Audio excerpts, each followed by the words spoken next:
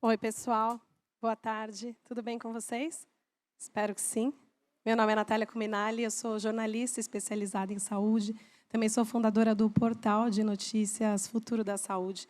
É um prazer enorme estar aqui com vocês nesse primeiro dia do TJCC, a convite da AstraZeneca, nesse simpósio que a gente vai discutir um tema muito importante, que é o diagnóstico precoce e as chances de cura do câncer de pulmão.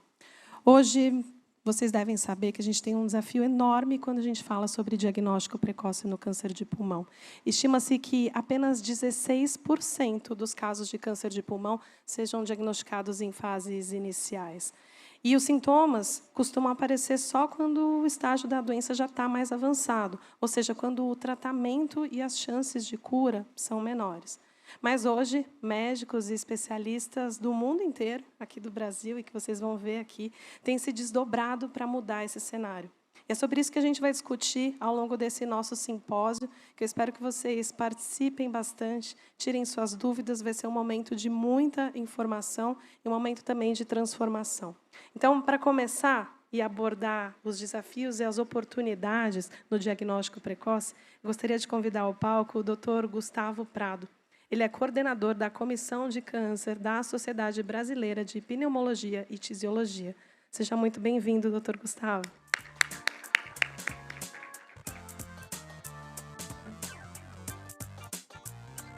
Obrigado, Natália. Obrigado ao TJCC pelo convite. Obrigado a vocês por estarem na hora do almoço aqui.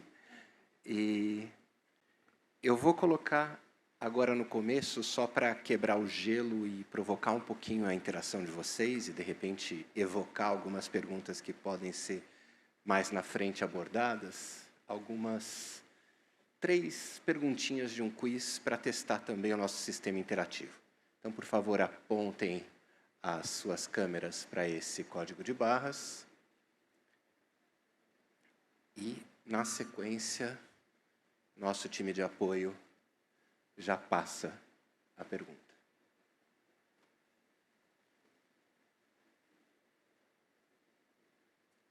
A primeira é: o câncer de pulmão tem cura?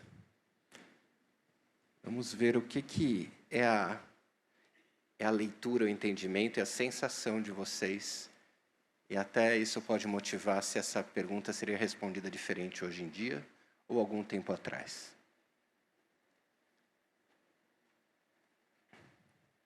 Quando a gente aplica esse tipo de plataforma interativa em sala de aula, a gente percebe que as barrinhas elas se movimentam junto com o pescoço dos alunos à medida que eles olham para o colega do lado e copiam a resposta. Aqui não. Aqui, cada um traz a sua leitura de mundo. Bom, então, o que a gente já tem por enquanto é que a maior parte dos votantes acredita que é, sim, uma doença que tem cura, ou que é passível de um tratamento com intenção curativa. E é claro que isso é muito dependente de como e quando a gente vai fazer o diagnóstico e o tratamento dessa doença. É por isso que há alguns que acreditam que talvez não. Então, será o mundo ideal, o mundo real? Existe alguma coisa entre eles? E vamos passando para a pergunta seguinte. Acabei de notar que eu tenho uma tela aqui na frente, não preciso torcer o pescoço. É até bom porque a minha vista escurece quando eu viro mais do que 90 graus o pescoço. O cigarro é a única causa do câncer de pulmão? E aí vamos ver a resposta de vocês. Maior parte, então, dos votantes já, por enquanto, a totalidade afirma que não, que há outras causas do câncer de pulmão. Algumas que a gente conhece, outras talvez ainda não. Mas isso mostra que a nossa compreensão da doença vem se tornando um pouco mais aprofundada ao longo do tempo, e isso abre naturalmente novas janelas de oportunidade de enfrentamento no que diz respeito à prevenção com o controle da exposição aos fatores evitáveis de risco. Muito bom. Sigamos para a próxima e última pergunta. Você sabe o que é rastreamento de câncer de pulmão? Aqui eu torço pelo não, porque senão eu arrumo a mala e vou embora. Oba, que bom que tem gente que ainda não sabe. A cada vez que eu estudo o assunto, eu sei que eu não sei alguma coisa sobre ele.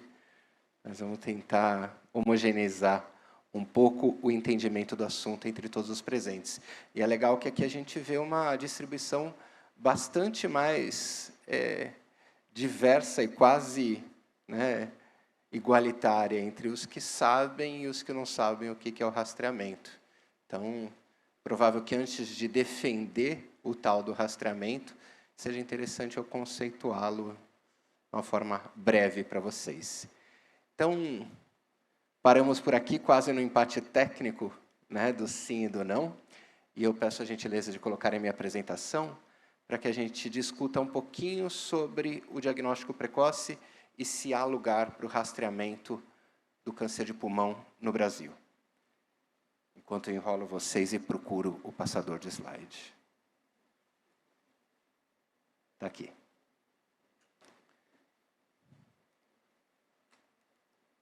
Bom, esses são os meus potenciais conflitos de interesse. Eu queria até, enquanto eu explico qual é a função desse slide, eu dou tempo para as pessoas lerem. Para quem está mais acostumado em frequentar eventos médicos, é uma norma que a gente declare os conflitos de interesse. Qualquer atuação nossa junto a algum ente terceiro remunerada, ela é um conflito de interesse. Por que é importante que vocês saibam os meus conflitos de interesse? Porque vocês vão interpretar tudo que eu digo de uma forma crítica, que vocês tenham um filtro, que vocês saibam de onde eu falo, né, para que esse julgamento, se a minha fala é ou não permeada de um interesse diverso ao assunto que a gente está conversando, que esse julgamento seja de vocês e não meu. Então, depois de dar essa breve enroladinha, né, eu passo a apresentação propriamente. Bom, a gente vai discutir três coisas, né? Onde estamos, hoje em dia eu esqueci que eu não estava com o microfone de lapela, já ia me afastar um pouquinho do púlpito. Onde estamos em relação ao diagnóstico do câncer de pulmão, onde a gente quer chegar e como que a gente propõe esse caminho tortuoso até o nosso objetivo. Onde a gente está, a Natália já brevemente apresentou alguns dados interessantes para a gente, de que a gente tem mais de 30 mil casos de câncer de pulmão a cada ano no Brasil. Isso resulta em quase 28 mil óbitos por essa doença anualmente. No mundo, a gente fala em algo da ordem de 2.200.000 casos novos a cada ano e 2 milhões de óbitos. Então, é uma doença com uma carga na população muito grande, tanto do ponto de vista de incidência quanto da repercussão dela. Agora, por que esses números da incidência, do número de casos novos e da mortalidade, eles são tão próximos? É porque, normalmente, a gente tem uma evolução desfavorável da doença. E essa evolução desfavorável ela pode ser explicada, como a gente vê nessa tabela da esquerda, pela alta prevalência de estágios avançados no momento do diagnóstico.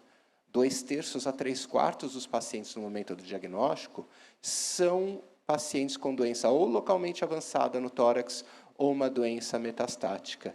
É isso que a Natália trouxe para a gente na introdução do nosso evento, falando que, muitas vezes, pelo câncer de pulmão, não provocar manifestação de sintomas nas etapas iniciais da doença, quando o paciente procura voluntariamente um serviço de saúde por algum sintoma suspeito, muitas vezes ele já tem uma doença avançada. Isso, dados internacionais trazem essa proporção. Quando a gente fala aqui no estado de São Paulo, uma estatística razoavelmente recente, mas ainda bem representativa da Fundação Ecocentro, mostra números bastante parecidos.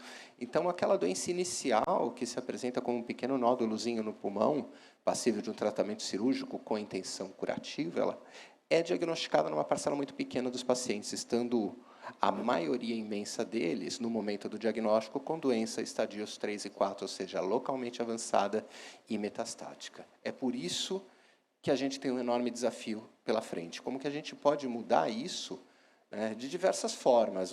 Um problema complexo ele não tem uma abordagem simples, nunca. Ou, se a gente recebe a proposta de uma abordagem simples, ela muitas vezes pode se traduzir num tremendo desastre. Então, a gente precisa entender a complexidade e abordá-la de uma forma bastante crítica, passos a passos. E como que a gente poderia fazer isso no enfrentamento do câncer de pulmão? Claro que uma oferta de tratamento adequado, baseado em evidências, atual e com acesso, digamos, o mais equânime possível. A gente precisa buscar prevenção através do controle da exposição aos fatores de risco e, claro, para aqueles pacientes que tenham o diagnóstico da doença, que a gente antecipe esse diagnóstico o máximo possível. E isso que eu estava falando, eu esqueci que eu coloquei esse slide, Então, mais uma vez, o tratamento depende de um desenvolvimento adequado de novas tecnologias, da incorporação dessas tecnologias, uma vez obtida evidência de benefício e de segurança delas, e da busca por um acesso equânime. E quando a gente fala da prevenção, como vocês falaram que o tabagismo não é o único fator de risco, de fato, a exposição ambiental a alguns agentes carcinógenos e a exposição ocupacional a agentes carcinógenos é também outro fator de risco, além de alterações genéticas e outras exposições. Então, a gente precisa pensar no controle de cada um desses agentes para falar de prevenção, mas nem todos os casos são passíveis de prevenção, então a gente precisa correr atrás do diagnóstico precoce. O diagnóstico precoce envolve uma linha de cuidado que seja rápida, que seja coesa, que seja coerente, organizada para um paciente que tem sintoma suspeito. O manejo, a identificação, a interpretação adequada de um achado anormal de exame de imagem que o paciente muitas vezes teve de forma incidental quando realizou uma radiografia ou uma tomografia no pronto-socorro, ou como exame pré-operatório, ou por qualquer outro motivo. E, claro, através do rastreamento. A gente vai falar, nesse momento, do rastreamento, porque ele é uma bandeira defendida por diversas organizações médicas e não médicas como uma forma de antecipar o diagnóstico e beneficiar a população com a redução da mortalidade por essa doença. Então, vou trazer inicialmente as evidências, depois os benefícios e algumas ideias. As evidências que a gente tem em favor do rastreamento, então pausa por enquanto para eu falar o que é o rastreamento. O rastreamento é uma estratégia diagnóstica voltada a pessoas sem sintoma da doença, pessoas sob risco. Então, quando a gente identifica que uma doença, primeiro, ela causa um grande impacto na população. Então, não adianta tentar fazer rastreamento de doença rara. Essa doença é passível de diagnóstico. O diagnóstico se reverte em tratamento e o tratamento se reverte em benefício, a gente pode propor um rastreamento. E o rastreamento é a busca de pacientes sem sintoma, mas que tem algum fator de risco para aquela doença que a gente quer flagrar antes da apresentação daqueles sintomas que usualmente são tardios. E aí, para o câncer de pulmão, ainda no final da década de 1980, a gente teve a evidência de que a tomografia com baixa dose de radiação é um exame adequado para você diagnosticar precocemente o câncer de pulmão. Faltava evidência de que a realização sistemática dele em população de risco, basicamente pessoas que fumam ou fumaram bastante, vai trazer redução da mortalidade por câncer. E a primeira evidência robusta veio com o estudo norte-americano de rastreamento de câncer de pulmão, publicado 12 anos atrás, foi em agosto de 2011, que avaliou numa amostra de quase 55 mil voluntários a realização da tomografia de baixa dose comparada ao raio-x de tórax, isso feito anualmente. E o que ele identificou? Que não só você consegue fazer mais diagnóstico de câncer de pulmão, mas como você reduz a mortalidade por câncer em 20% com essa estratégia. E mais ainda, esse estudo mostrou também redução da mortalidade geral. E que a gente não só flagrava no primeiro exame algum paciente que por acaso já tinha alguma lesão de uma evolução muito lenta e estaria lá dando sopa, só esperando para ser diagnosticada, e que muitas vezes o comportamento da doença naquele caso seria muito indolente. Não, a gente não só realizou mais diagnóstico, reduziu mortalidade, mas a cada rodada de rastreamento a cada ano, a gente percebia que não só mais casos eram diagnosticados precocemente, como menos casos surgiam em fases avançadas, ou seja, houve realmente essa migração de estágio, a antecipação do diagnóstico. E foi a primeira evidência positiva, E a segunda veio quase 10 anos depois, em fevereiro de 2020, com um estudo que foi realizado na Holanda e na Bélgica, que avaliou numa população um pouco menor a realização da tomografia e chegou a resultados muito parecidos, com uma redução da mortalidade da ordem de 24%. Então, a gente já tem evidência suficiente para isso. O que a gente precisa é ver se é custo-efetivo. E o que é a custo-efetividade? Não é uma expressão, digamos, subjetiva. A gente calcula quanto custa uma determinada intervenção, né, e, num grupo que a gente avalia no estudo, quantas vidas ela salvou ou quantos anos de vida com qualidade ela conseguiu conferir àquela população estudada. E aí você divide o número de anos de vida pelo custo e você tem essa razão incremental de custo-efetividade, que, como o nome é tão grande, usa-se o acrônimo dela em inglês, que é o tal do ICER. E aí, essa razão de custo-efetividade, quanto custa salvar uma vida, ela é comparada com a intenção de pagar ou com a suficiência de pagar da fonte pagadora, do governo ou da saúde suplementar, ou quem quer que seja. E a OMS recomenda que, se uma intervenção resultar numa razão de custo-efetividade de 1 a 3 PIB per capita, divide o PIB do país pelo número de habitantes, ela é considerada custo-efetiva. E a gente tem diversos estudos realizados em diversas populações que mostraram, por exemplo, nos Estados Unidos, a razão de custo-efetividade, ou seja, quanto custa salvar um ano de vida na população, ela está abaixo daquele teto do governo, paga ou não paga. E no Canadá, a mesma coisa.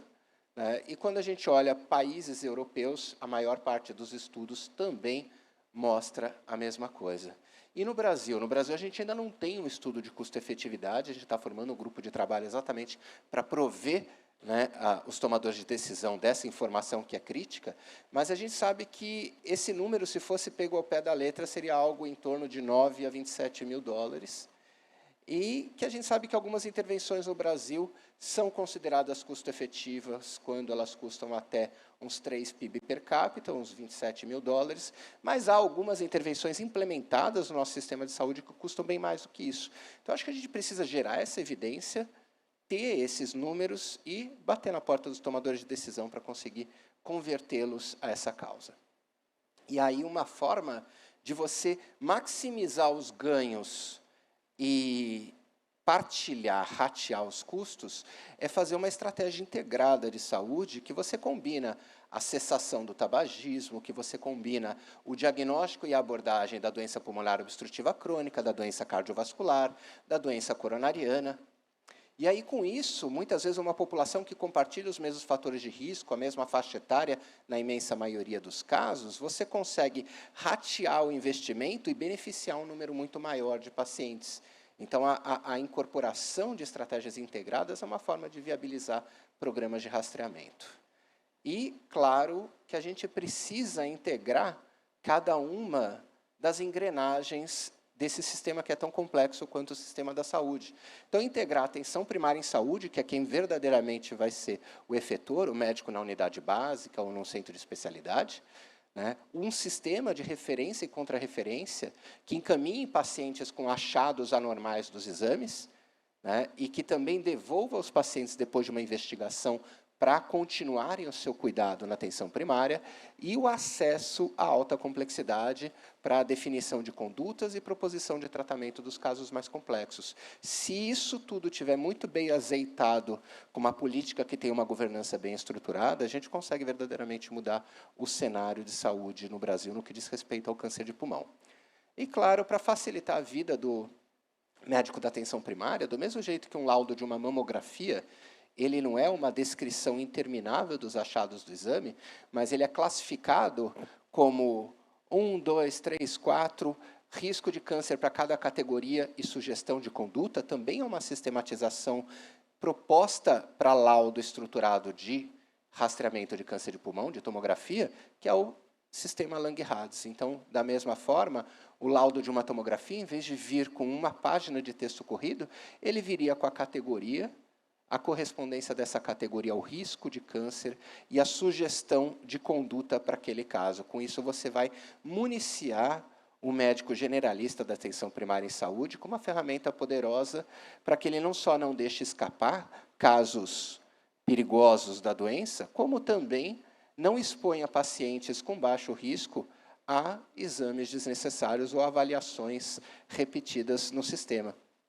Então, acho que as ideias-chaves para o enfrentamento do câncer de pulmão, e que vão ser, acho que, muito propriamente abordadas no dia de hoje, é que a gente precisa realmente ampliar as políticas de controle do tabagismo, reduzir e monitorar a exposição à poluição e a carcinógenos ocupacionais, e elaborar, estruturar, implementar linhas de cuidado para o paciente com câncer de pulmão em todas as fases, desde a prevenção, diagnóstico precoce, diagnóstico, estadiamento, tratamento, e, claro, que considerar a criação de um programa de rastreamento para a gente buscar aquelas pessoas que têm fator de risco, mas que não manifestam sintoma da doença e, com isso, beneficiar o maior número de pessoas possível.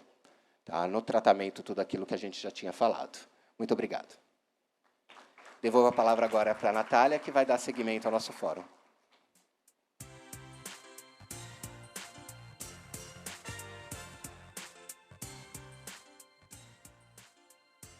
Doutor Gustavo, muito obrigada pela excelente aula. A gente vai começar agora um debate para a gente debater um pouco de como está o cenário aqui no Brasil em relação a tudo isso que o doutor Gustavo apresentou. Para isso, eu gostaria já de chamar ao palco o doutor Ricardo Salles. Ele é cirurgião torácico, membro do Comitê Nacional e Mundial de Detecção Precoce e Rastreamento do Câncer de Pulmão, da Sociedade Brasileira de Cirurgia Torácica e da Sociedade Internacional para o Estudo do Câncer de Pulmão.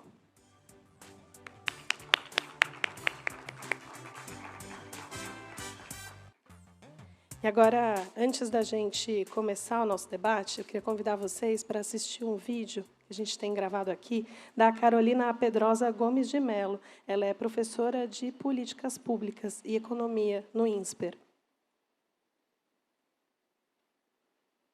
Boa tarde, pessoal. Eu sou a Carolina Mello, aqui do INSPER. É um prazer estar com vocês hoje. Obrigada pelo convite. Eu vou apresentar os principais resultados da pesquisa que eu fiz com alguns coautores, apresentar o nome de todos eles ao final do trabalho, sobre o custo econômico do câncer de pulmão e a importância do rastreamento e diagnóstico precoce. O trabalho teve 3 etapas. Na primeira, nós quantificamos os custos econômicos, incluindo custos diretos e indiretos do câncer de pulmão no Brasil. Na segunda etapa, nós mapeamos e classificamos as principais barreiras para a implementação de uma política nacional de rastreamento e diagnóstico precoce do câncer de pulmão.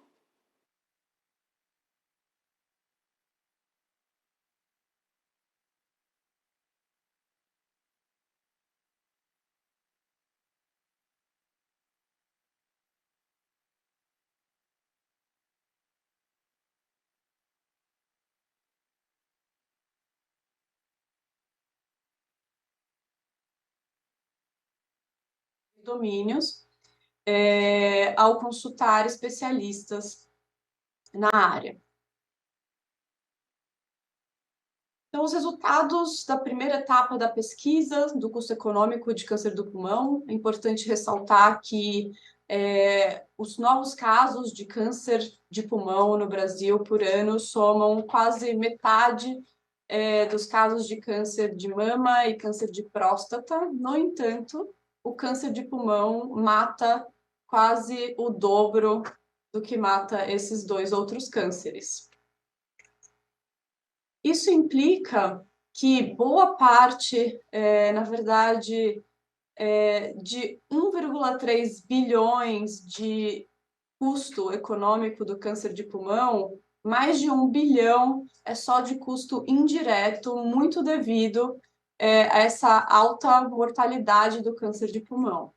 1/3 das pessoas que morrem com câncer de pulmão morrem numa idade ainda produtiva, antes da idade de aposentadoria, e isso é suficiente para gerar esse altíssimo custo de perda de produtividade.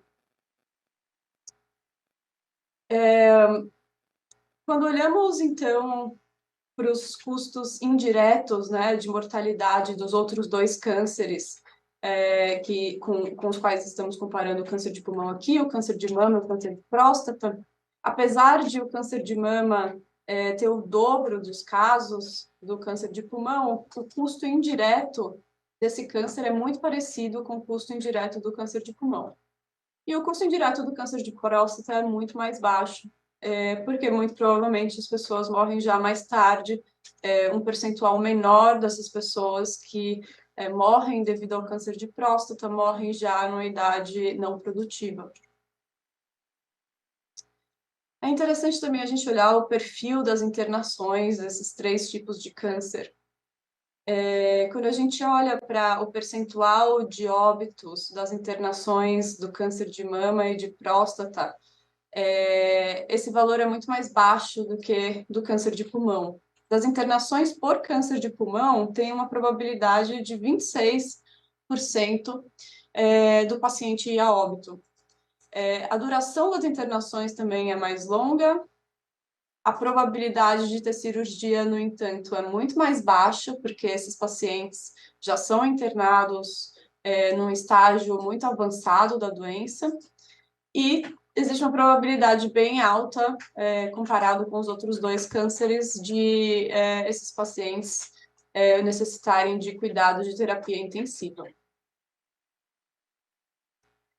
Na segunda etapa, então, do trabalho, a gente identificou 5 categorias de barreiras para a implementação de um programa de diagnóstico e rastreamento precoce do câncer de pulmão no Brasil, já que fica muito evidente na nossa análise quantitativa que existe um problema muito grave de diagnóstico tardio do câncer de pulmão. Então, foram 5 categorias, incluindo sistema de saúde, tecnologias de saúde, pacientes e profissionais. Na parte de sistema de saúde, a gente destaca, então, a capacidade do sistema para a implementação desse programa de rastreamento precoce, de rastreamento e diagnóstico precoce, coordenação e protocolos clínicos e de triagem. Na parte dos pacientes, a gente pode destacar a questão do conhecimento, questões psicológicas, emocionais e acesso. E no lado dos profissionais, treinamento, engajamento e tempo seriam as grandes barreiras. Por fim, a gente fez um trabalho para propor soluções, pontos de atenção para avançar numa política de um sistema de rastreamento e diagnóstico precoce. Na dimensão de governança, então, foi sugerido iniciar em centros de excelência e que são mais bem preparados e equipados e utilizar o diferencial da atenção básica no Brasil. Toda a capilaridade e capacidade do SUS em atingir as comunidades. Em termos de força de trabalho, seria necessário capacitar especialistas, engajar profissionais de atenção básica para triagem, convencimento da população de risco e navegação do sistema, do paciente no sistema. Então, a gente usaria aí toda a nossa capacidade da estratégia de saúde da família, dos agentes comunitários de saúde, dos médicos de saúde da família que estão mais próximos da população. Em termos de financiamento, foi sugerido que a gente precisa definir como seria essa modalidade de financiamento para que ele fosse constante, suficiente. Também apareceu muito nas entrevistas com especialistas a possibilidade de utilizar impostos sobre o cigarro e outros produtos com agentes cancerígenos para financiar esse sistema de rastreamento. Seria necessário também estabelecer critérios de elegibilidade com clareza, compreendendo bem a população de risco no contexto brasileiro. Também precisaríamos definir protocolos de rastreamento, considerando toda a linha de cuidado, e considerar que rastreamento é apenas uma das etapas, né? A promoção e a prevenção, diagnóstico, tratamento e reabilitação do paciente também são muito importantes. Vale lembrar aqui que 80% aproximadamente dos pacientes com câncer de pulmão eram fumantes, e essa condição é altamente prevenível, né? Então, campanhas para conscientização e estimulação a parar de usar cigarro podem ser muito efetivas. E, por fim, não vale lembrar que todo programa, toda política deve ser monitorado e avaliado, então seria necessário promover acesso aos históricos clínicos, incluindo informações sobre consultas e resultados de exames anteriores, incluir metas de curto, médio e longo prazo, e garantir a melhoria contínua, sempre prestando atenção onde existem potenciais pontos de falha, para que o programa possa ser redesenhado, melhorado e que funcione bem.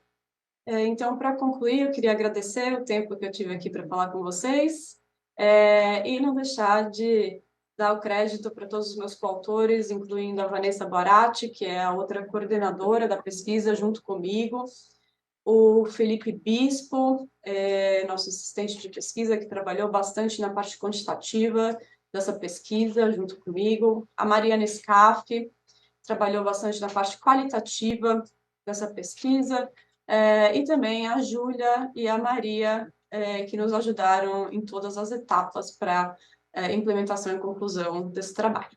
Muito obrigada. Muito bom, muito obrigada. Agora, antes da gente começar o nosso debate, tem mais um vídeo que eu queria convidar vocês para assistir, que é da Isabel Boarati. Ela é enfermeira aposentada e há menos de um ano foi diagnosticada com câncer de pulmão em estágio inicial.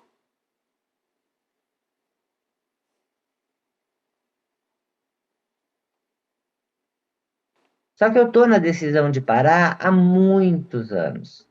Só que eu já tentei várias vezes e cada vez que eu paro eu volto fumando mais. Então eu tinha que fazer um trabalho muito sério comigo mesma. E como eu sou uma pessoa que... Eu falo, mas que diabo, o que eu vou fazer? Na hora que eu morrer eu não vou poder continuar fumando. E essa vontade vai continuar em mim, porque é o meu espírito que está povoado disso. E foi engraçado, porque no dia 15 de dezembro eu tomei a decisão num sábado à noite. Eu nunca deixei faltar cigarro em casa, deixava maço em casa, porque eu não ia ficar sem cigarro, não. Mas aí eu tomei a decisão de pedir para mim mesma aguentar 10 minutos sem fumar. Aí eu passou os 10 minutos, passou a vontade, e aí eu falei, então nós vamos começar esse negócio para ver se a gente vai embora. E eu tô nisso desde o dia 15 de dezembro, meu bem. Amanhã faz 7? Não, faz 8 meses. Pois é. Eu achei o meu câncer num estágio muito, muito seguro para ser tratado com uma remoção. Recebi assim, tá curada, não vou, pelo onco, né, que vai me monitorar agora por 5 anos para ver se não volta, tal. Ele falou assim, você não vai entrar no tratamento. Não vou, não vou. Eu realmente foi retirado o tumor. O que eu teria para dizer? Cuidar, cuidar.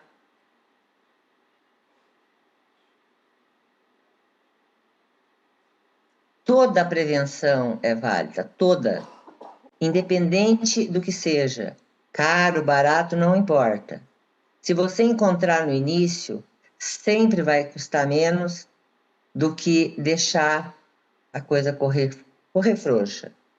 Já existe a estrutura para cuidar, e existe bastante estrutura. Está sobrando estrutura para cuidar de câncer de pulmão.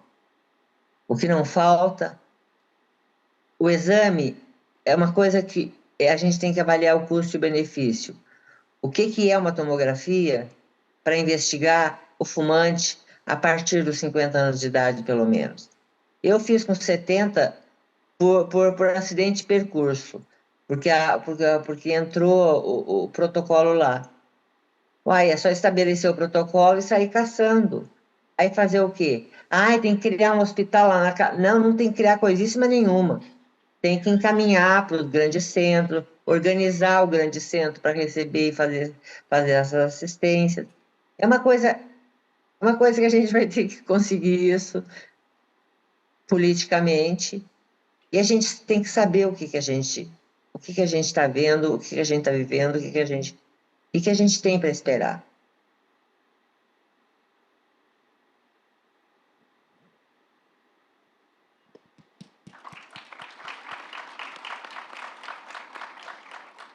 Bom, acho que temos muitas questões aqui, né? Primeiro, depois da aula do Dr. Gustavo, depois da Carolina, trazer um pouco as questões de custo-efetividade e de olhar um pouco para esses dados, né? Esses dados que mostram que o câncer de pulmão é um câncer extremamente letal, principalmente porque ele é diagnosticado, como trouxe o Dr. Gustavo na aula dele, em 2/3 dos casos, na fase mais avançada. E aqui a gente tem o caso da Isabel, que fala da oportunidade de um diagnóstico precoce. E eu queria entender isso de vocês. Assim, eu acho que para a gente aterrissar, todo mundo que está aqui, a gente está com uma sala cheia, e isso é muito legal, que é quantas as pessoas aqui no Brasil, quem são as pessoas que conseguem ter esse acesso? Qual que é a realidade hoje do paciente, ou não do paciente, né, mas da pessoa que vai fazer esse rastreio precoce hoje no Brasil? Vou começar com o Dr. Gustavo. Bom, então, para que a gente tenha uma ideia assim, da dimensão do problema, falando de rastreamento, que, por enquanto, o critério de elegibilidade é a idade e o consumo de cigarro, então, acima de 50 anos, tendo consumido 20 anos maço, algo como um maço por dia por 20 anos, ou qualquer combinação de tempo e consumo que resulte nisso, a gente precisa pensar qual é a estrutura que a gente tem, qual é a inserção de cada pessoa dentro do sistema de saúde. No Brasil, a gente sabe que o acesso ele é bastante heterogêneo por conta de todas as disparidades demográficas que a gente tem, disparidades de renda, de estrutura de serviços de saúde, de escolaridade, mas 3 de cada 4 brasileiros dependem exclusivamente do Sistema Único de Saúde. E a gente ainda não tem a implementação de uma política organizada, estruturada, determinada pelo Ministério da Saúde para rastreamento do câncer de pulmão. Então, isso é um diálogo que está acontecendo, que a gente busca, né, essa interlocução com o Ministério para trabalhar não só todas as questões de estrutura, né, o acesso a equipamentos, o acesso a profissionais, que essa estrutura chegue onde as pessoas estão, e o Ricardo vai falar sobre ideias também para como chegar até elas, né, mas também a interligação de cada um desses andares da complexidade do nosso sistema de saúde, desde quem está verdadeiramente com o paciente no dia a dia, que é a atenção primária, né, até os centros de referência que tratam uma doença de uma complexidade tão alta como é o câncer de pulmão.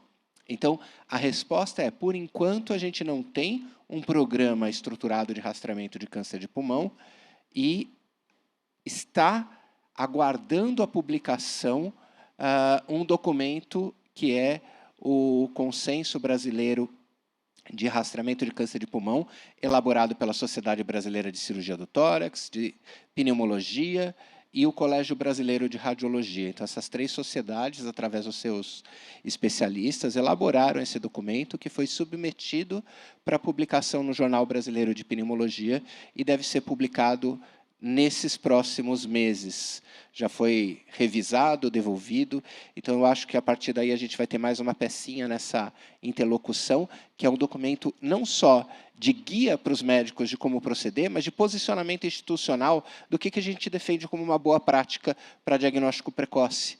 E aí, com isso, eu acho que a gente vai estar um pouquinho mais perto de tornar o rastreamento realidade. Muito bom. Eu queria perguntar agora para o Dr. Ricardo, como que a gente pensa nisso funcionando aqui no Brasil? Fazer rastreio é uma possibilidade dentro da realidade brasileira, com toda a sua complexidade, atenção primária? Como chegar, assim, de verdade nas pessoas? E o que precisa para colocar isso na prática? Obviamente, depois do consenso. Bom, Boa tarde a todos. Eu sou cirurgião torácico, né, como fui apresentado. Primeiro, fazendo aí a parte do conflito de interesses que o Gustavo citou, eu quero agradecer o convite da AstraZeneca de estar aqui, né, de me trazer aqui para essa conversa, que é uma conversa que, nos últimos 10 anos, né, a gente vem tendo aqui essa conversa sobre rastreamento no Brasil. Eu fui repatriado em 2009 para fazer uma importação de tecnologias, né? Digamos assim, quando eu estava fora do Brasil, eu vim para cá com a missão de introdução de novas tecnologias. E o que é tecnologia, né? Colocando do ponto de vista prático, a gente pensa em tecnologia sempre como um equipamento, né? Como um novo instrumento no centro cirúrgico. E foi assim que, como cirurgião torácico, eu comecei a trabalhar aqui. Mas a principal tecnologia que está relacionada à sua pergunta é a tecnologia de acesso. Por isso, e tecnologia de acesso significa a organização de fluxos, significa colocar o paciente dentro de um sistema de saúde, né? E foi por isso que, dentro dessa missão, lá naquele hospital que me contratava, quando perguntou qual é o projeto para o SUS, dentro de uma estrutura de PROAD, né, que o PROAD é o projeto de assistência e desenvolvimento institucional do SUS. Então, lá no Einstein, a gente criou o ProPulmão com o intuito de criar acesso à prevenção.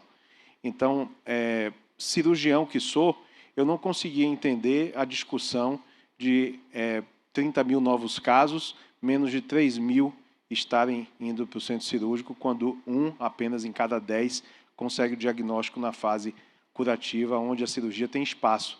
E por isso que a gente abraçou essa questão do rastreamento há muito tempo atrás. E, de fato, o primeiro desafio era trazer o paciente para a tomografia. Então, a gente estava ali no Einstein com um projeto completamente financiado. Eu visitei sindicato dos taxistas, dos aposentados, nem sabia que havia sindicato dos aposentados. Eu quase que fui, Jorge, para o Farol, distribuir panfleto para poder trazer o paciente para o tomógrafo. E depois de 3 meses já com tudo divulgado, a gente não conseguia colocar 100 pacientes no tomógrafo do Einstein.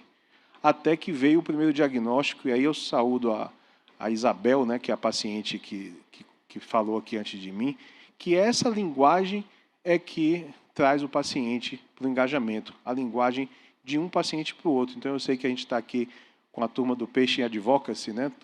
E esse entendimento que a comunicação de um paciente para o outro é muito mais eficaz do que a própria nossa, né, de médico para paciente, é que faz com que a gente esteja aqui hoje no TJCC, que é a compreensão também que esse evento que a Merula lá atrás, né, com a sua inspiração, trouxe tantos pacientes, né, para conversar com a gente e saber que isso é muito mais eficaz, né?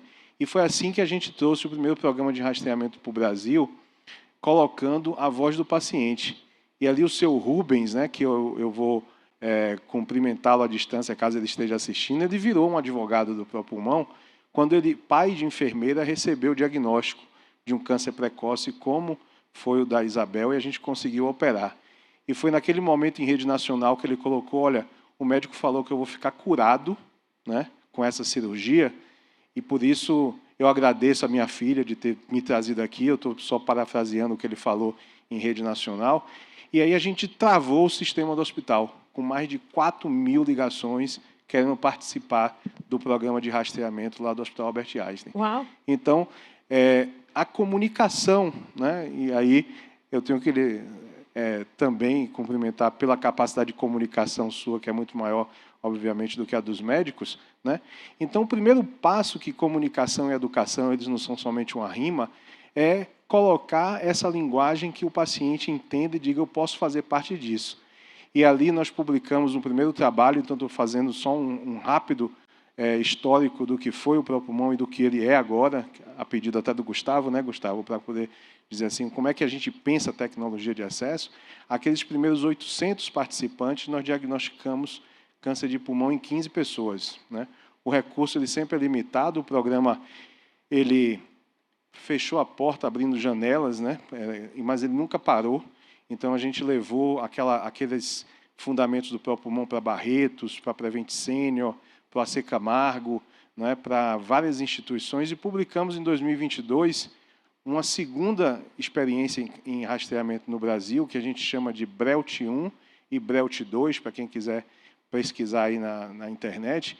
O BRELT, que é o Brazilian Early Lung Trial, com 3.470 pessoas, e aí já pessoas, né, sendo convocadas no Brasil inteiro, e mantendo resultados similares, com a prevalência de 2% de câncer de pulmão e mais de 80% como diagnóstico precoce. E aí eu recebi há uns 2 anos uma ligação de uma fundação estrangeira pedindo um projeto de acesso. E aí, como é que a gente agora raciocina acesso? É o que a gente está executando no Nordeste. Eu sou, dá para não arriar da mala dizer que eu sou quase canadense, né? Eu sou baiano. Então, eu, baiano que sou, disse eu vou criar um projeto para o interior da Bahia, lá no Recôncavo, de onde meus avós são. E a gente está percorrendo o Recôncavo baiano, cidade do Recôncavo com menos de 100 mil habitantes, de preferência, entre 100 e 200 mil, um engajamento absoluto. Eu já agradeço publicamente a Prefeitura de Serrinha, a Prefeitura de Santo Antônio de Jesus, a Prefeitura de Feira de Santana e o Governo do Estado, obviamente, pela ajuda que está dando em convocar a nossa, que eu digo, a nossa arma secreta, que são os agentes comunitários de saúde. Os agentes comunitários são pessoas que estão ali na comunidade, conhecem absolutamente as pessoas que estão ali. Eu estou num grupo aqui, e caso um deles esteja assistindo, com 120 agentes comunitários de saúde. E a gente diz assim, olha, se você tem 50 anos ou mais, fuma ou já fumou, você pode ser candidato a fazer rastreamento. E é um projeto de pesquisa de implantação, porque a gente ainda precisa de dados. Obviamente, agora que em mundo real a gente conversa com o SUS, esse projeto tem a intenção de colher dados justamente para responder essa pergunta que você nos traz. Como que aquelas pessoas podem engajar, permanecer no sistema? E, obviamente, eu teria que continuar agradecendo aqui várias entidades que já estão ajudando, mas principalmente os hospitais filantrópicos, né? A Santa Casa da Bahia, que é o primeiro hospital do Brasil, né, o Santa Isabel, abraça esse projeto, é para onde os pacientes vão para serem tratados. O Hospital Aristides Maltês também já com uma longa história de tratamento oncológico na Bahia. Então, a linha de cuidado, que foi bem referida aqui pelo Gustavo na sua apresentação, precisa estar atenta e pronta para receber esses pacientes. E com um detalhe, não estamos falando apenas de câncer de pulmão.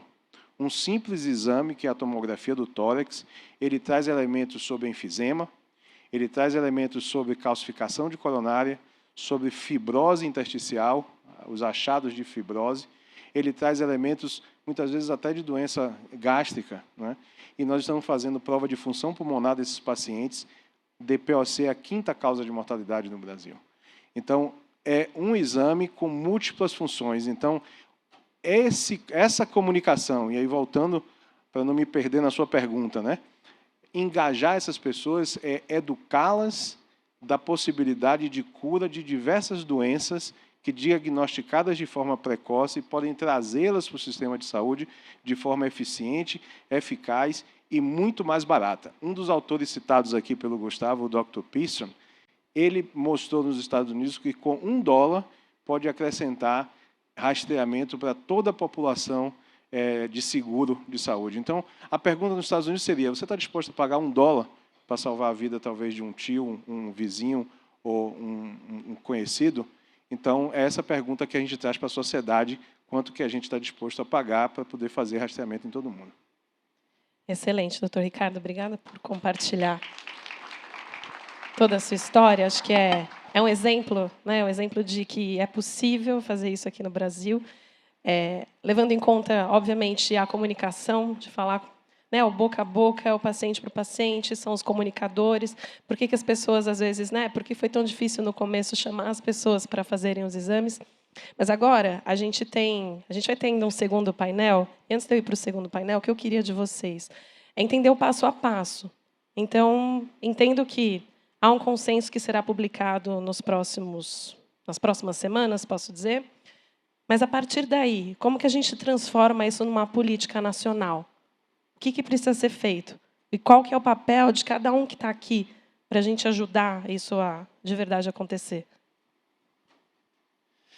Bom, Acho que a gente trabalhar articulação, né, comunicação, a política no sentido mais amplo, né, que é a reunião de cada um desses elementos, seja ele um compilado da evidência do benefício da estratégia de rastreamento, o posicionamento dessas instituições de especialidades médicas, né, que é o consenso que está para ser publicado, o estudo de custo-efetividade, e aí a gente criar essa rede participativa, e um evento como esse ele é fundamental para a gente reforçar o protagonismo da sociedade civil, e não só das sociedades de especialidades médicas, das organizações não governamentais que representam, impulsionam e municiam a sociedade de elementos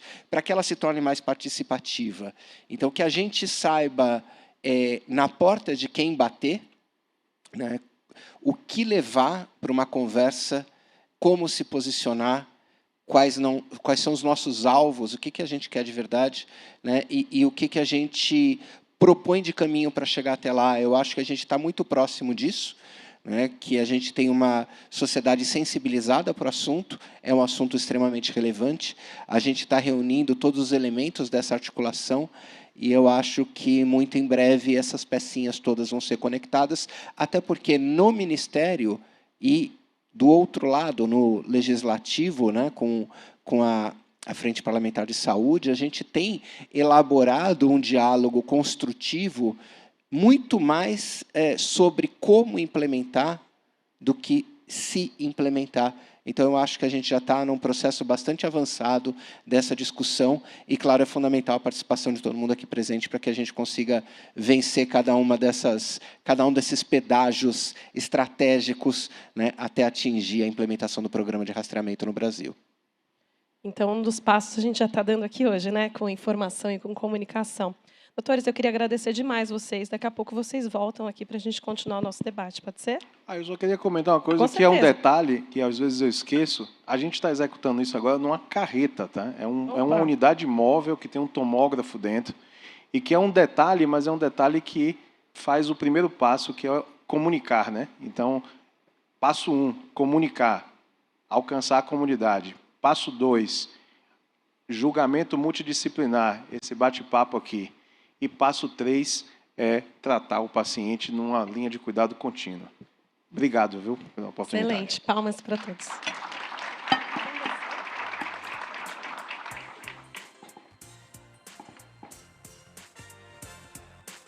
Bom, agora a gente vai ter uma aula aqui sobre como fechar esse ciclo, né? A gente entendeu a importância do rastreio, a importância da participação de cada um na comunicação, mas como fazer tudo isso pensando no funcionamento do nosso sistema de saúde, que é bem complexo.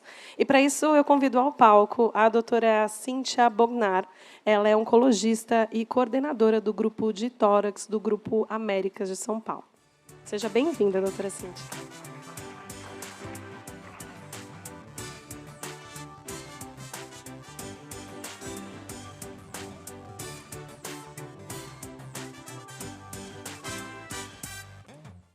Boa tarde a todos. Então, hoje eu vou falar um pouco sobre como fechar esse ciclo. Esses são os meus conflitos de interesse. E o câncer de pulmão, como a gente já falou bastante aqui, ele é o primeiro em mortalidade. É o que mais mata no Brasil, apesar de ser o quarto em incidência. Tem vários serviços do Brasil que já pesquisaram quando esse tumor está sendo diagnosticado, em que momento da doença mesmo. E o que a gente conseguiu ver é mais de 70% dos diagnósticos são com a doença mais avançada. Esse é do relatório do INSPER, né? Então, a gente gastou aí 1,3 bilhão de reais com câncer de pulmão, sendo 80% de custos indiretos relacionados a esse óbito mais precoce do paciente. Para comparação, o câncer de próstata gastou 0,8 bilhão Então, a gente só vê que esses tumores matam realmente muito cedo e matam muito. O paciente que faz um diagnóstico precoce e recorre, ele também gasta muito mais. Então, esses dados não são brasileiros, eles são americanos. E a gente consegue ver nessa primeira coluna que, em vermelho, os pacientes que recorreram, e em azul, os pacientes que não recorreram com doenças iniciais. Quem recorreu teve 6 vezes mais o gasto do que os pacientes que não recorreram. O que a gente pode fazer, então? Para evitar essa recorrência, a gente precisa de diagnósticos mais precoces, como a gente tem falado aqui bastante, né? E tratamentos mais adequados, tanto adjuvantes. Adjuvantes são os tratamentos que a gente faz depois da cirurgia, para evitar que essa doença volte. Ou neoadjuvantes, que são os tratamentos que a gente faz antes da cirurgia, para possibilitar uma cirurgia mais curativa. Então, dos tratamentos adjuvantes que a gente tem, só a quimioterapia, desses que eu coloquei aqui, estão disponíveis no SUS, assim como na neoadjuvância.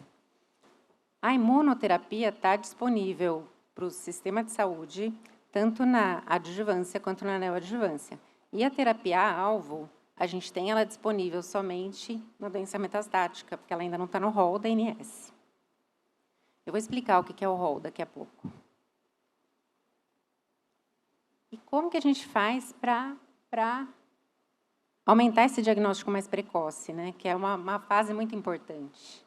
A gente precisa rastrear mais, acompanhado da cessação de tabagismo e uma educação de uma população toda, porque a gente não quer só fazer o diagnóstico mais precoce.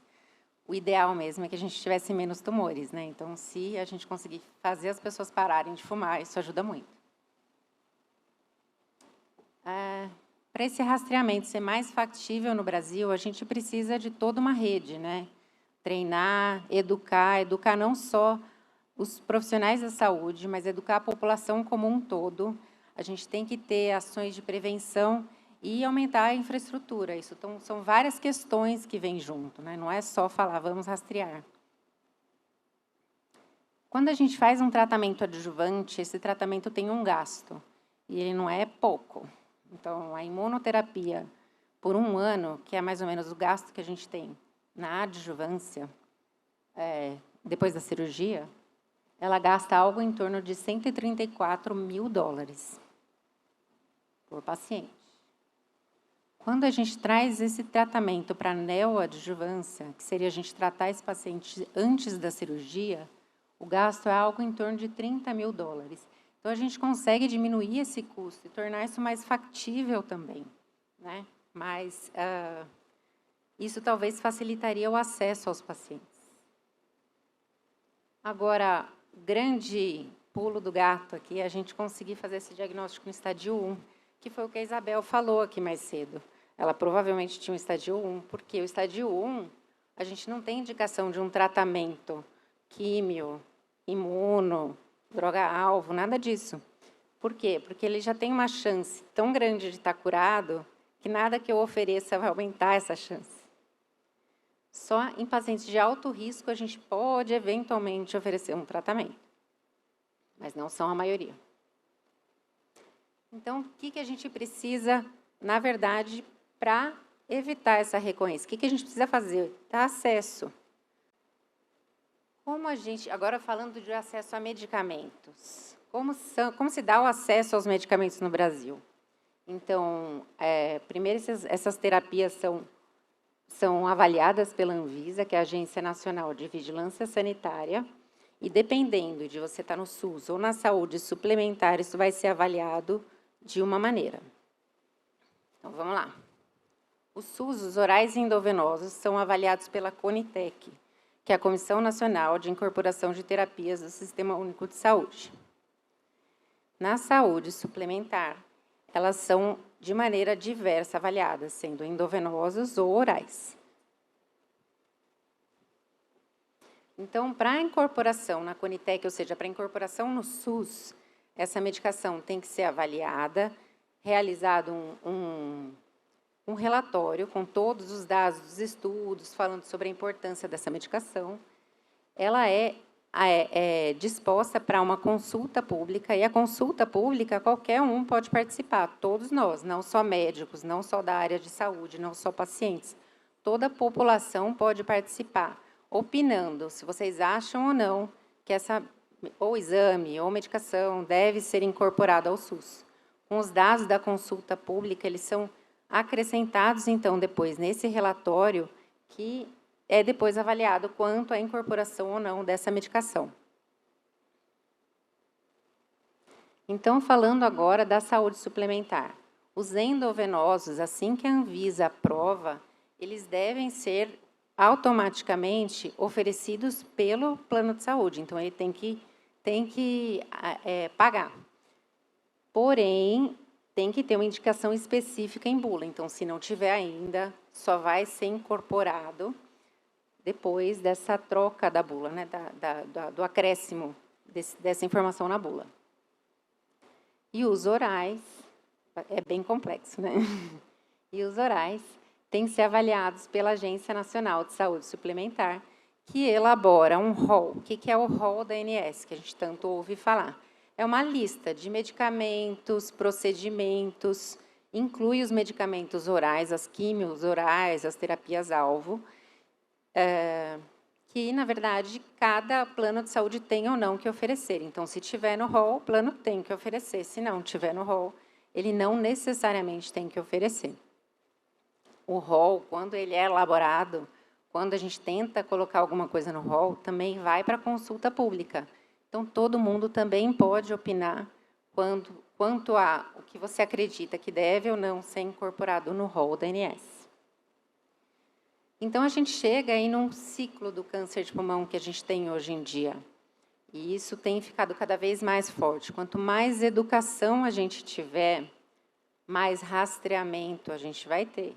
Esse rastreamento vem associado a uma cessação de tabagismo, um programa de cessação de tabagismo que necessariamente vem junto. Isso vem junto com a avaliação de DPOC também, enfim. Quanto mais rastreamento a gente tiver, mais diagnósticos precoces a gente vai ter. Quanto mais diagnósticos precoces, a gente tem acesso, ou tem que tentar, pelo menos, a ter acesso a tratamentos mais eficazes. Mas também é maior a chance desses tratamentos fazerem efeito se o diagnóstico é mais precoce.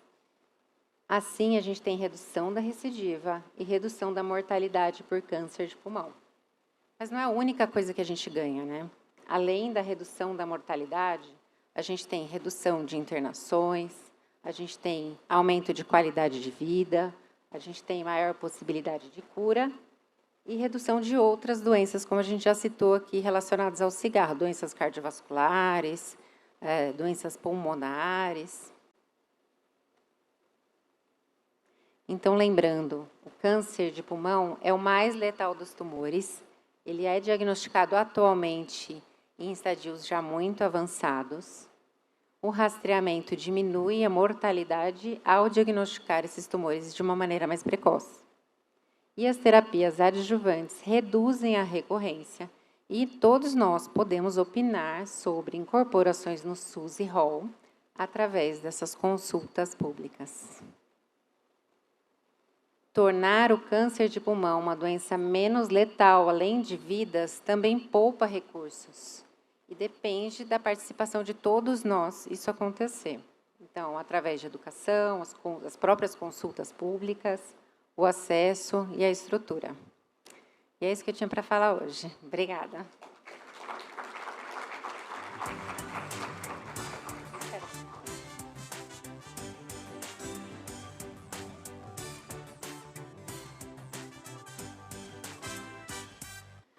Doutora Cíntia, muito obrigada pela sua apresentação. Agora a gente vai iniciar o nosso novo momento de debate.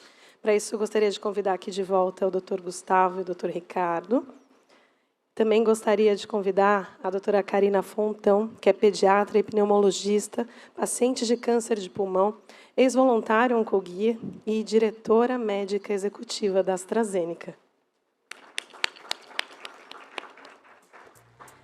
Antes da gente começar a nossa conversa, eu queria convidar todos a conhecer a história da Cláudia Lopes. A Cláudia é servidora pública aposentada, corredora amadora, voluntária do Instituto Oncoguia e paciente com câncer de pulmão desde 2014.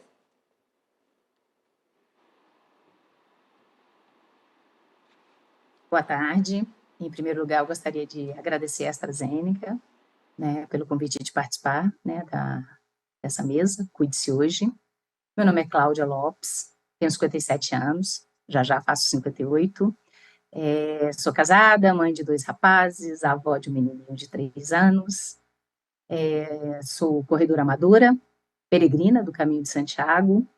E em 2014, eu fui surpreendida, mesmo tendo sempre tido hábitos saudáveis. Eu sou magra, não tenho grupo de risco na minha família, nunca fumei, mas mesmo assim eu fui surpreendida no final de 2014 com um diagnóstico incidental, totalmente ao acaso, de câncer de pulmão. Fiz na época cirurgia, retirei, né, o lobo inferior direito. Como tinha um linfonodo comprometido, eu fiz 4 sessões de quimioterapia adjuvante e toquei minha vida. Continuei praticando atividade física, continuei correndo. Um ano após a cirurgia, eu participei novamente de uma prova de 10 quilômetros, não tive perda respiratória nenhuma. E quando foi janeiro de 2018, eu, novamente, né, fui surpreendida com o diagnóstico da recidiva. Múltiplos nódulos nos 2 pulmões, e para a medicina, né, é inoperável e incurável.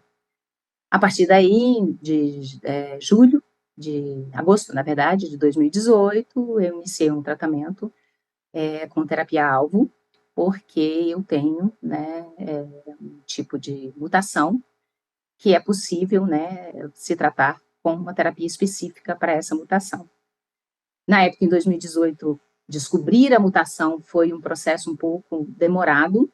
Eu precisei fazer uma cirurgia mais invasiva, enviar esse material para laboratórios especializados, né, chama Foundation, e foi descoberto que eu tenho uma fusão chamada EGFR RAD51, e a partir daí, né, eu pude fazer esse tratamento específico. Porque no câncer de pulmão é muito importante, né, que a gente saiba não só o nome, né, que no caso do meu é adenocarcinoma de pequenas células, como o sobrenome, que no meu caso é o EGFR RAD51. Essa terapia-alvo tem me dado excelente qualidade de vida, eu continuo correndo, participei em março desse ano da minha primeira meia maratona, corri 21 quilômetros, numa maratona em Brasília. Eu, desde 2019, me tornei peregrina do Caminho de Santiago, já fiz 4 caminhos, sendo o maior deles em 2021, onde eu caminhei durante 33 dias, quase 800 quilômetros. E isso é algo, assim, bem surreal, né? Você pensar que uma paciente de câncer de pulmão possa fazer isso. E aí, o que eu falo sempre? Ter tido hábitos saudáveis não me impediram de ter câncer, mas ter tido lá antes do diagnóstico, continuar tendo mesmo com o diagnóstico, tem me permitido lidar com muito mais saúde, mesmo tendo câncer de pulmão. Que parece um contrassenso, né? Alguém ter câncer de pulmão e ter saúde, mas eu sou extremamente saudável, exceto pelo câncer. E eu só consigo ter essa qualidade de vida porque eu tive acesso. Acesso não só ao teste molecular, que permitiu, né, eu descobrir a mutação, como acesso ao tratamento mais adequado para o meu caso. E, infelizmente, esses acessos não são para todo mundo. E o teste molecular o SUS não fornece, e os próprios planos de saúde não é uma coisa que está no rol da ANS, e o tratamento, né, específico, a terapia-alvo, também não é fornecido, né, pelo SUS. E qual a forma que a gente, paciente, tem, né, de ajudar outros pacientes que tenham, né, também acesso a esse tipo de tratamento, a esse tipo de diagnóstico? Seriam as consultas públicas. Então, eu convido a todos os pacientes que hoje em dia estão sendo tratados, estão, né, tendo qualidade de vida com a medicação que tem, está sendo eficiente, que fiquem atentos, né, e possam contribuir com o seu depoimento no momento em que seja a Conitec solicitar para que seja aprovado no SUS, ou, né, a ANS para que seja aprovado pelo plano de saúde, que a gente possa, né, contribuir com o nosso relato, contribuir com o nosso depoimento, para que outras pessoas possam também ter acesso e possam ter a qualidade de vida que a gente tem. É isso aí.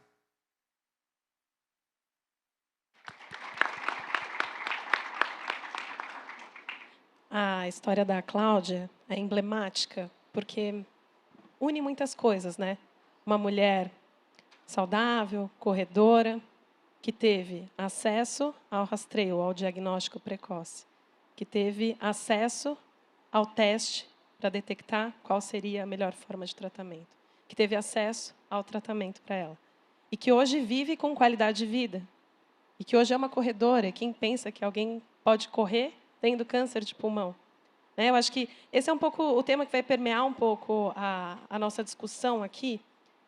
E antes da gente entrar, de fato, nas histórias, eu queria convidar a Karina para contar um pouco sobre a história dela, porque vocês acompanharam, né? Eu li aqui na abertura, no crédito, Karina Fontão, ela é pediatra, pneumologista, paciente de câncer de pulmão, ex-voluntária do Oncoguia e diretora médica executiva da AstraZeneca. Então, Karina, eu queria muito entender, né, como todos esses seus mundos se uniram. Oi, boa tarde.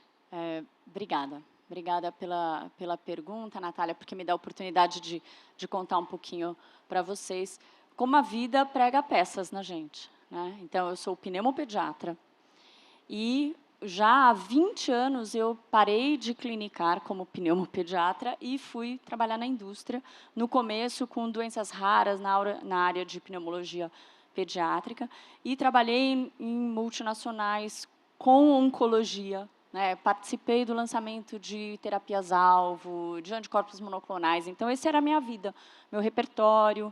E estava num momento de carreira internacional, estava morando fora do país, e fui fazer meu check-up.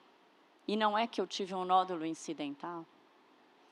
E é muito emblemático para mim, porque eu, como médica, teimei, né? Falei, não, claro que não é nada. Esse nódulo aqui não vai ser nada. Eu tenho, como pneumopediatra, eu convivi com crianças com tuberculose, eu devo ter uma cicatriz de tuberculose, não preciso fazer nada. Aí é negação, né?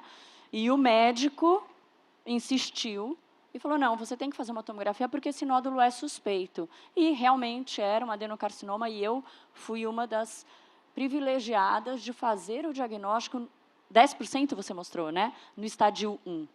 Então, de novo, mesma história da Cláudia, acesso a diagnóstico precoce e depois todos os outros acessos que o fato de eu ser médica e estar envolvida, claro que facilitaram, porque você corre atrás. Eu quero fazer o diagnóstico molecular, eu quero a terapia-alvo, e hoje eu estou aqui justamente porque eu me sinto na obrigação de ajudar as pessoas a terem o mesmo acesso que eu tive, né, toda essa rede, né, de diagnóstico precoce, diagnóstico molecular e terapia-alvo adjuvante, para tentar ajudar nessa luta que agora ela é minha, né, não sei se é por acaso que as coisas acontecem, mas, enfim, essa é uma história estranha, engraçada, não sei exatamente como definir, mas é uma causa que hoje ela é pessoal acima de tudo. Obrigada.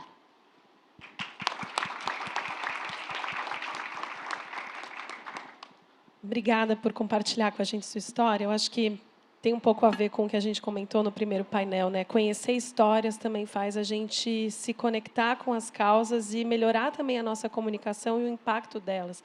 E agora, pensando na questão da participação social em si, aí eu vou pedir para a doutora Cíntia começar comentando.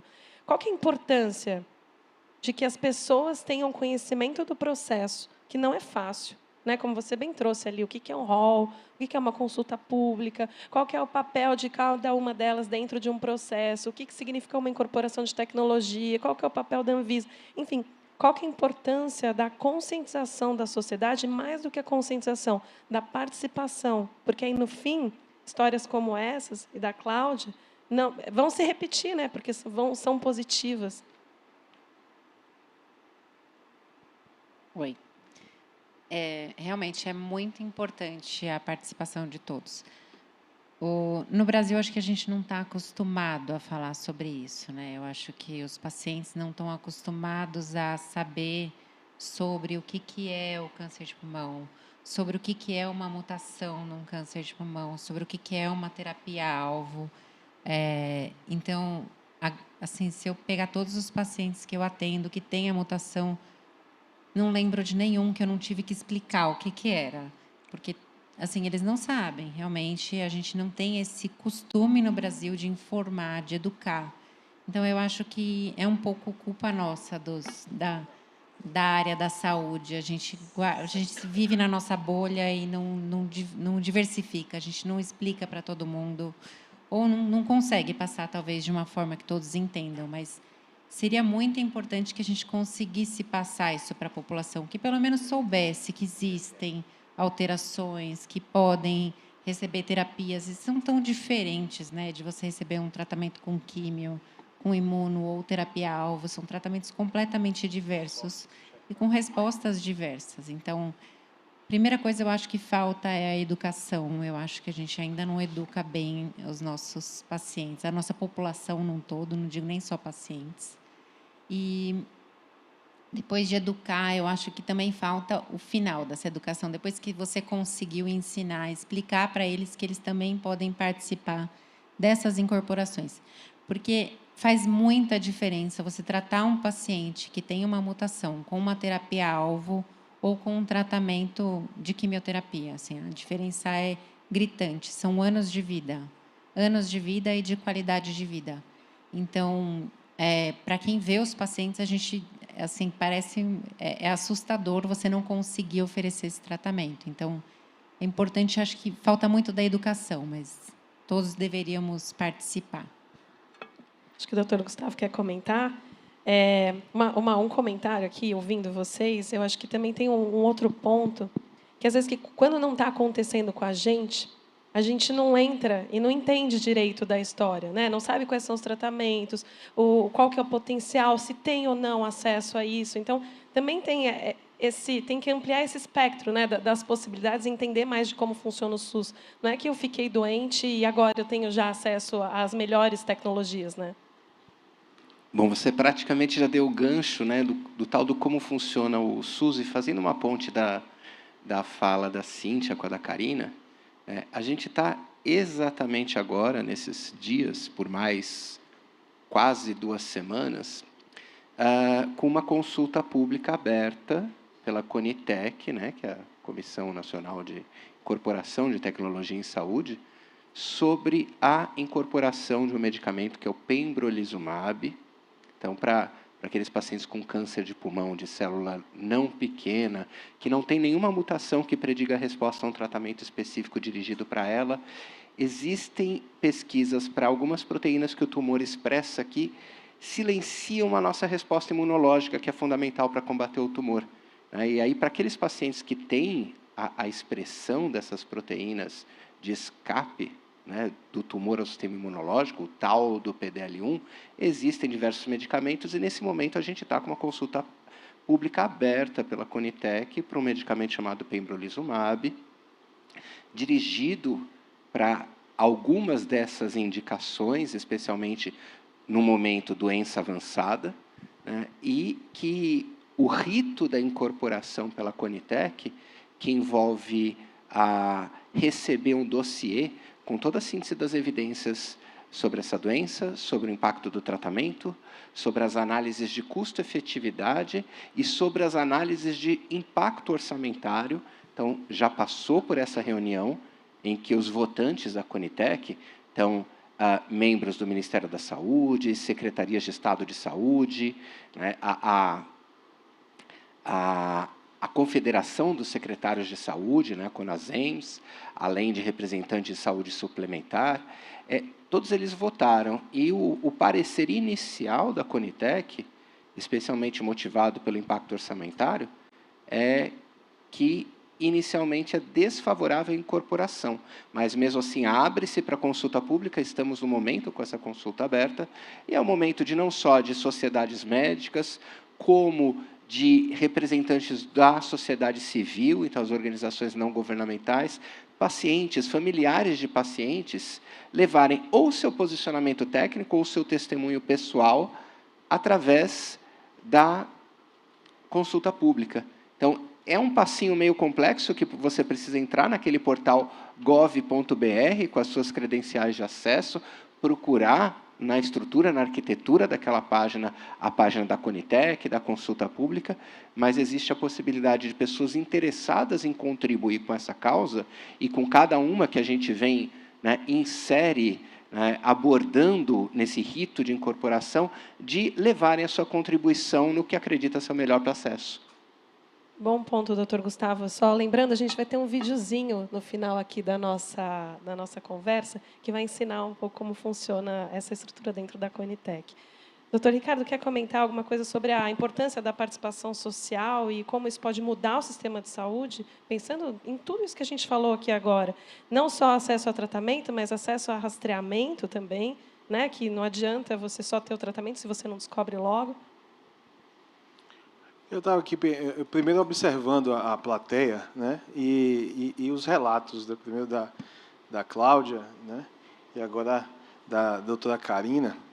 E eu fui convidado, Nise, que está aqui, a nossa parlamentar sem mandato, como ela mesmo se diz, mas advogada da luta contra o câncer, né, doutora Nise? E observando na plateia que nós somos, talvez, aqui menos de 10 homens, né? E eu sou péssimo cantor, né? Mas tem uma música que fala assim: dizem que a mulher é um sexo frágil, que mentira absurda, né? Mas quando a gente vê as mulheres aqui presentes liderando a discussão aqui sobre a prevenção, a gente remete, e esse momento é definido aqui, né, para ser um momento mais leve, que é o momento de discutir como levar as pessoas para a prevenção. As mulheres ocupam um papel fundamental, né? Afinal de contas, quem nunca foi levado pelas mulheres de sua casa para fazer os exames, né? Eu não faço exame se não for puxado por alguma das mulheres que cuidam de mim, né? Estava citando aqui que o Gustavo dizendo que é difícil entrar no site. Eu acho que se eu pedir para minha filha de 7 anos, ela que já está fazendo lá TikTok, aquelas dancinhas, ela vai conseguir muito fácil entrar ali, com 2 cliques, ela vai fazer: papai, isso aqui é muito fácil, né? Ela vai fazer assim. Então, a gente está aqui diante de uma plateia jovem e de predominantemente mulheres, né, que eu tenho certeza que vão conseguir ensinar isso com 2 toques muito, muito facilmente. Mas por que eu citei a mulher aqui sentado ao lado, né, de uma mulher que está na liderança, né, de uma empresa grande, que colocou aqui de forma muito espontânea, e a gente tem que ser grato ao seu relato. Porque quando eu fui convidado para a abertura lá do Outubro Rosa, em Brasília, há uns 3 anos, me pediram para falar do câncer de pulmão na mulher. E foi ali que eu disse assim: olha, se a mulher não pode ser chamada de sexo frágil, porque seria uma mentira absurda, o pulmão da mulher é mais frágil, né? E o pulmão da mulher mais frágil, mais suscetível ao câncer de pulmão, mesmo em não fumantes. Isso a gente está vendo a incidência maior do câncer de pulmão em mulheres não fumantes, né? E eu me lembro que em Pittsburgh já se discutia a questão de receptores de estrógeno, porque existia ali no SPOR um projeto específico para tentar identificar a fragilidade do pulmão da mulher, né? Então, se por um lado existe a fragilidade da mulher no seu pulmão, e aqui uma pneumopediatra que cuidou de tanto pulmão frágil, né, revelando a fragilidade momentânea do seu pulmão, eu posso dizer que é a mulher, com sua força, que lidera esse tipo de ação, né? Então, eu digo assim: eu me sinto muito confortável sendo mandado por mulher, não tenho problema. Não tenho problema nenhum nisso, nem em casa, nem no trabalho, né? Então, assim, vai para o médico, vai tomar o seu remédio, porque isso e aquilo. Então, eu acho que... assim, eu estou falando isso porque lá na fila da carreta, uma das mulheres que estava lá disse assim: olha, eu estou aqui porque eu trouxe meu pai né? Ele mora em Serrinha, mas eu trouxe ele 200 quilômetros para Salvador, porque o primeiro teste foi feito lá. E ela pegou o pai e levou para fazer o teste, né? E não é incomum isso. A gente vê famílias, um de mão dada com o outro, um levando o outro, né? Então, aqui a gente está falando do engajamento do paciente, mas, de fato, a gente está falando do engajamento da sociedade, da família, do seu colega de trabalho, e, por que não, das empresas, né? Quando a gente chega em cenários que a gente diz assim, olha, você pode beneficiar os pais de família que estão na sua empresa, favorecendo a sua entrada. Estou indo, na semana que vem, para um município perto de Vitória da Conquista, que chama Poções, onde existe ainda uma fábrica de amianto, uma fábrica de telha, né, que trabalha com amianto. Então, a gente está falando de exposição ambiental, e centenas de pessoas naquela cidade já ficaram doentes pela exposição ao amianto, ao risco de mesotelioma e de câncer de pulmão. O risco ambiental, citado aqui pela tuberculose, existe sim tumor de cicatriz relacionado à inflamação proporcionada pela infecção. Então, pacientes que tiveram infecção têm um risco um pouco aumentado. E essa é uma discussão que a gente pode ficar aqui o dia inteiro, né? Mas eu queria simplesmente colocar isso, que é nessa comunicação com a sociedade, em saber dos riscos, que a gente progride e se dando aí a submeter a nossa fragilidade, né? De ser mandado também, né? Quando a gente tem uma situação que, para nos proteger, a gente tem que acatar e ir junto. Claro, pode ir. Doutor Ricardo, obrigada. Se deixasse, a gente ficava mesmo aqui até Pois é. várias horas, mas a gente tem esse cronômetro aqui na nossa frente. O tema é apaixonante. Vamos lá, doutora. E só uma outra mensagem, né? A questão do rastreamento e do diagnóstico precoce, ela realmente é fundamental para a questão de tratamento, de cura. A gente viu dados econômicos. Então, do ponto de vista coletivo, a gente tem muita informação, né, dizendo o quanto vale a pena. Mas também tem o ponto de vista do indivíduo, né? Quando você faz o diagnóstico precoce, o tumor é menor. Se o tumor é menor, a cirurgia é menor. Você tira um pedaço menor do pulmão, o que permite com que você tenha uma vida mais próxima do normal. A Cláudia, se ela não tivesse tido o diagnóstico precoce, ela não estaria conseguindo correr hoje, porque ela ia ter muito mais falta de ar, porque ia ter que tirar um pedaço muito grande do pulmão. Se você faz um diagnóstico precoce, você consegue tirar uma parte menor. Então, a gente olha do ponto de vista coletivo, números, dados, economia, né? Mas a gente olhando também do indivíduo, né? Quando eu saí da cirurgia e percebi que eu estava sem oxigênio, falei, nossa, que maravilha, né? E no terceiro dia eu já estava fazendo esteira para botar o pulmão para trabalhar, sem precisar também de oxigênio. Isso do ponto de vista do indivíduo, é fundamental, porque eu fiquei com medo, né? Puxa, se eu tirar um pedaço muito grande. E a gente sabe, o diagnóstico não dói, você não tem sintoma, está lá crescendo, está lá crescendo. Se você fizer o diagnóstico quando tiver do tamanho de uma maçã, você concorda que a cirurgia é muito mais violenta, né? Um pós-operatório muito mais chato. Então, tem um impacto também na vida daquela pessoa individualmente, além da saúde pública e de todas as questões. Então, é uma luta que vale muito a pena, né? Fora o fato de que você consegue evitar o uso de tratamentos depois, né? Se você faz um diagnóstico no estágio 1, você não precisa fazer químio, não precisa fazer nenhum outro tratamento.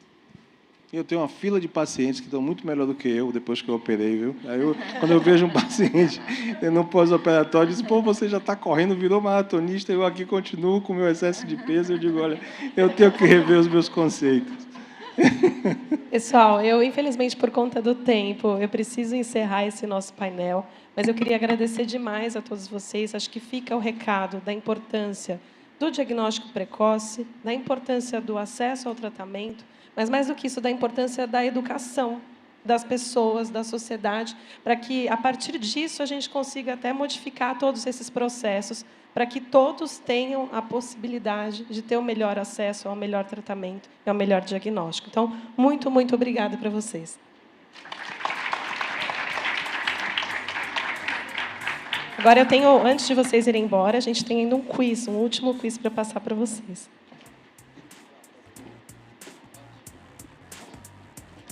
Olha lá, de novo, apontem aqui para o QR Code na tela. Vocês podem descer, gente, fiquem à vontade. Então, podem descer. Vocês estão na frente do QR Code. Vocês conseguiram apontar? Eu vou expulsar os doutores aqui. Com licença. Obrigada. Agora vai.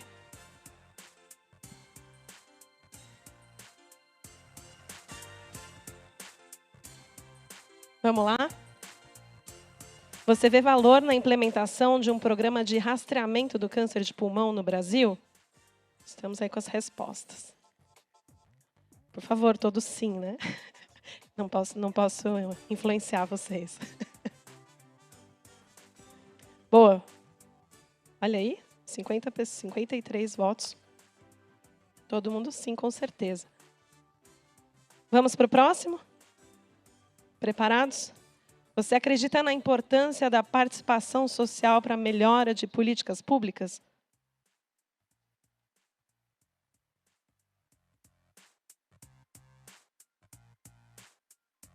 Sim, com certeza. Vamos para a última?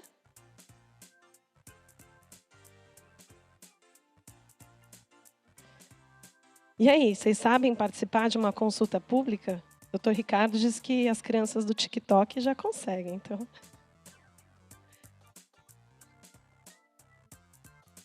É difícil, né? Não é fácil, não. Boa. Olha aí, metade não sabe participar de uma consulta pública, a outra parte também já sabe. Acho que é uma questão para a gente sair daqui para reflexão, né, gente? Depois de tudo que a gente ouviu aqui, de tudo que a gente conversou, de todos esses especialistas trazendo para a gente, saber como funciona uma consulta pública é essencial para a participação social. Então, foi um dia de muito aprendizado. Eu acho que a gente fica aqui com algumas mensagens finais. A importância de realizar o rastreamento naqueles que se enquadram nos critérios estabelecidos, saber as causas do câncer de pulmão, que incluem tabagismo, fumo passivo, exposição a determinadas toxinas e mutações genéticas. É muito importante a investigação de genes e proteínas, visando identificar essas mutações, permitindo, então, a realização dos tratamentos que são destinados, né, mais personalizados para as pessoas. A participação social também é importante, então, vocês já entenderam e vocês mostraram aqui que é importante a participação social, mas, para isso, é bom entender como participar. Então, é importante também pensar no estilo de vida, com a alimentação e o comportamento também, que ajudam a manter a saúde e conviver com o câncer. Por fim, acho que fica muito importante aqui para a gente levar de mensagem, o câncer de pulmão tem cura, desde que seja detectado de forma precoce. E essa é a mensagem que a gente leva aqui. É possível ter essa detecção, há um movimento que está acontecendo, e acho que cada um de vocês pode participar disso. Eu queria agradecer demais a todos vocês, a todos os nossos médicos, a AstraZeneca pelo convite. Foi um grande prazer estar aqui com vocês. Vamos lá, boa tarde.